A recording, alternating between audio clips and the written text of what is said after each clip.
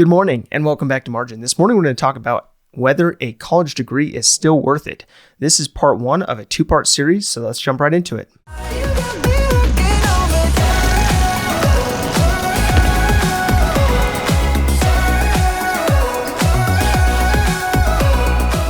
So the topic of whether a college degree is worth it or not has been a hot button topic for the last few years, and mainly because of the student loan crisis and the surmounting amount of debt that people have due to, going to school and getting that degree.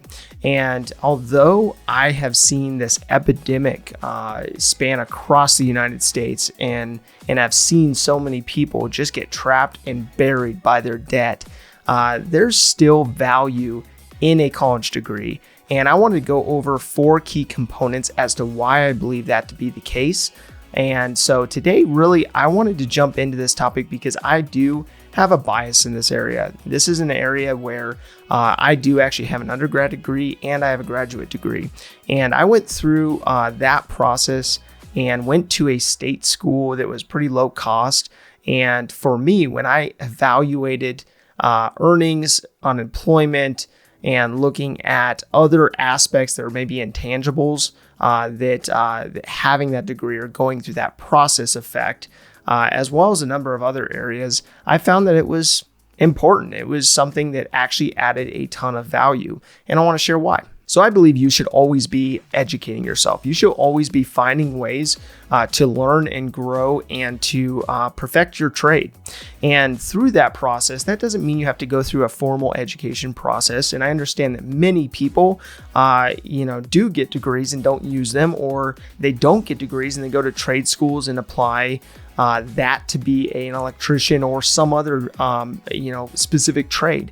But there are a myriad of different routes that people can take, and education isn't for everyone. It's not a route that I believe that everyone should take, and it should depend upon the type of person you are, how motivated you are in the career field you want to go down, and also what level of skill set you really need. Certain skill sets don't require a degree, don't require certain certifications, although people get those degrees or get those certifications, and unfortunately, they may or may not be actually applicable to what they want to go into. So part of the component of why I think a college degree is worth it is that it instills a level of discipline in people. And I've seen so many people step into college who were not very disciplined people, who actually gained a high level of discipline just from the standpoint of having to keep a schedule, having to follow a rhythm in regards to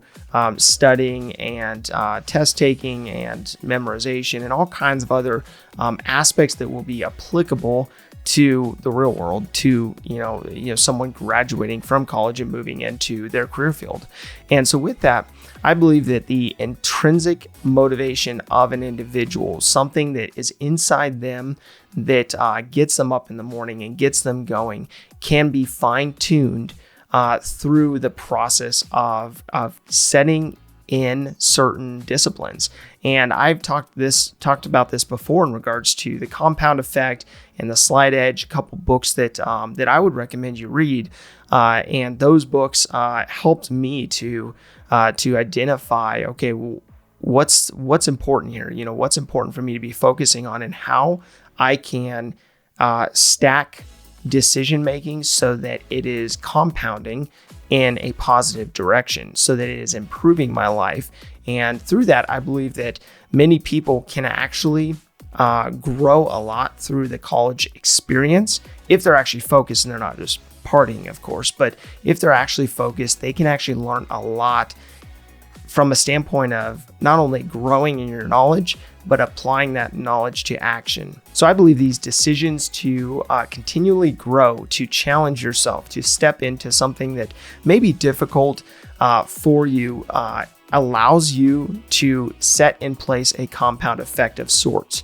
And I believe that those decisions that you make have a compound effect and can easily affect other decisions in your life, and can have a positive effect in ways that you didn't believe even possible. So although I believe that the awakened level of intentionality in my life, much of which came from my undergrad and graduate degrees and working through that process, I know that that's not going to necessarily motivate or excite other people.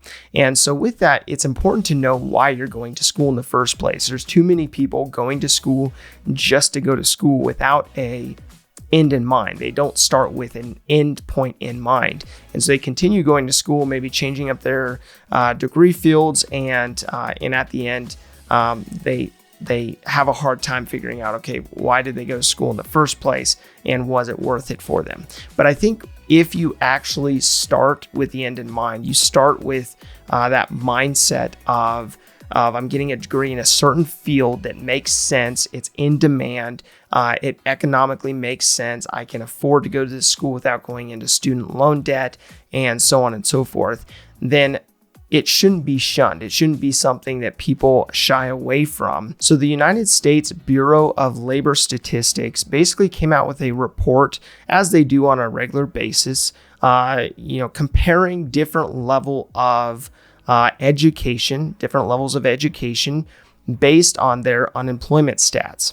And so with this, they compared those who were in the general workforce to those with a degree. And I believe those with a degree had some level of experience, but at the same time, when you looked at the figures from December of 2020, just a couple months ago, and you looked at the college grad unemployment level and the stats related to that compared to the general population, the college grads had a 4.7% unemployment rate. And those who were considered all workers had an overall unemployment rate of 7.3%. So there's about 3% difference there in favor of having a college degree. Beyond that, I went back and looked at prior years and looked back to May of 2010. Now, if you remembered that time frame, that was during the depth of the Great Recession. So with that, I wanted to look at, okay, what did the stats look like when there was more of a tumultuous environment than there is even today?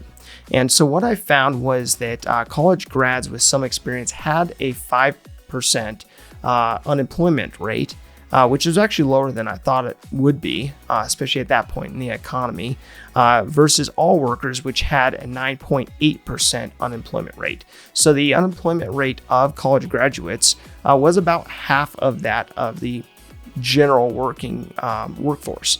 And so with that, when you're looking at those stats and you're looking at 3 to 5% difference delta between those who are the general population and those who have a college degree, based on those stats, that's encouraging data. So the report went on to say that from an earnings standpoint alone, that there was a 65% difference in the wages and earnings of those with a bachelor's degree versus those with a high school diploma. And so with that change, with that delta, that's a significant change. It's a significant increase from having a high school diploma versus a college degree. So digging into the figures even further, I found an article by the Social Security Administration who tracks lifetime earnings and the difference in lifetime earnings based on education level. And so with that, they basically said that there was a combined $765,000 difference in lifetime earnings with a bachelor's degree and a $1.3 million difference between those holding a master's degree. And so when you're looking at lifetime earnings, from anyone's perspective, that is a large figure. That's a large difference. So these three components are important to look at from a statistics standpoint, from a standpoint of looking at, okay, what is the unemployment rate first and foremost of those who have a degree versus don't have a degree. Second of all, looking at what is the annual difference typically between those who have a degree and who don't. And third of all, looking at the lifetime earnings. And I believe that education really is a long game. It should be something that is looked at from a standpoint of something that will pay dividends over years and not it may not be immediate. And I think for some people, they get discouraged because they go to school and they step out of school with a huge expectation, but then they realize there may not be in their field much of a difference between those without a degree and those with a degree. But you really have to look at the long game, and you have to look at your degree from a standpoint of, am I getting a degree in the right field that has that growth potential? And then beyond that, is it in demand? Because typically with a degree field that is in demand, you're going to see that spread more. You're going to see, more people hiring for those roles. Therefore, the entry level income increasing, based on the number, of course, of people actually applying and being available for those roles with their, the right education and experience. But beyond that, it's important to look at the long game. It's important to look at playing the long game when it comes to education. If this information is helpful to you, explore the Margin membership, where me and my team will help you take the information you're learning and apply it to your life and your finances. I've built an interactive course that allows me and my team to come alongside people like you to help you revamp your finances and build margin into your life. Click the link in the description below for more information.